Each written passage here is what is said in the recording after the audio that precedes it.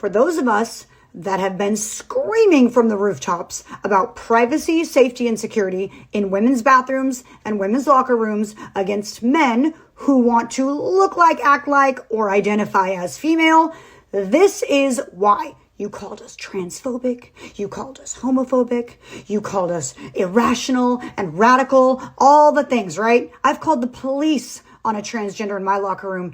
Guess who got escorted out without handcuffs, without a slap on the wrist, free to walk away, free to use the women's locker room whenever he wanted? Me? I lost my right to use the locker room because I was no longer safe because men were allowed to use it. Imagine that.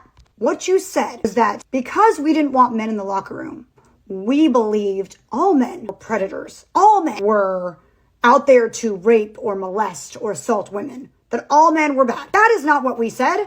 However, what I said was, if you allow men to use the locker room with women, you allow any man who identifies to use the locker room with women. And that, my friend, opened up doors for rapists who were like, I'll just identify then. Or molesters, I'll just identify.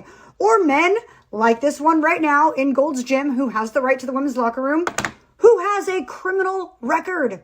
For what? Yes, domestic violence, assaulting women. He was arrested. He was charged. He is a predator.